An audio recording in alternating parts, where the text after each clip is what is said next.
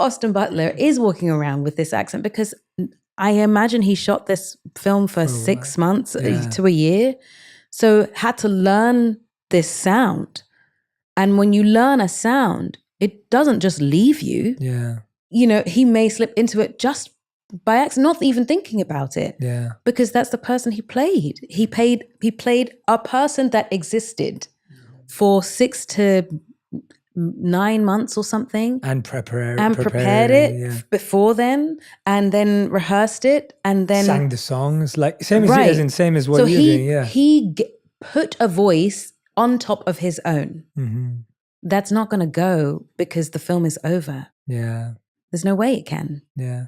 How does that affect your relationships during that time? Like, I wonder, how does that affect your personal life? Because like you're saying, it's not as easy as like on, off, you know, it's not like there's a switch. Yeah. How does that affect like your friends? It's not always easy, but if you have people around you that are understanding of the job you're doing, they're just patient with you.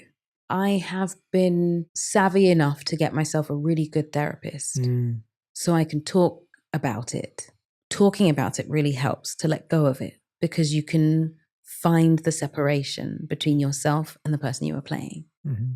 The more you talk about it, the less it's you. And the more you let them go, the more you allow your body the permission to let go of something, which is a life lesson, not just an acting lesson, the easier it becomes to let it go. What was your reason for going to therapy? Was that the reason? Was that part of it? Or yeah, what drew you to it? Just like life things, you know, my mum raised me, my father wasn't around. And we don't realize that sticks to the bones of a person. You don't realize it because it comes out in different ways. And I just wanted to be freer of that. So I wanted to give myself more access to the fully emotional parts of myself. And in order to do that, I had to let go of any resentment or any upset. And it doesn't go overnight, but it helps to create space. I wanted to be just better at understanding relationships I have in general, where I am, you know, mistaking something for hurt as opposed to if I'm thinking someone is being mean, I need to know, well, what are they going through also? Because it might not be vindictive. It might not be a mean thing. It might just be that they are also hurting. But what in me is seeing their hurt as mean? Am I hurting in a place? So it's just finding better ways to communicate with people. Therapy's really helped me with that. Like, how do I want to communicate best with people? How can I show up as my best self? And that's not always to lay the groundwork for really great communication. Yeah, I think that's a really beautiful way. I've never heard it described like that. Yeah. I actually think that's a really refreshing description because it's almost like I think we literally run from conflict here. Yes.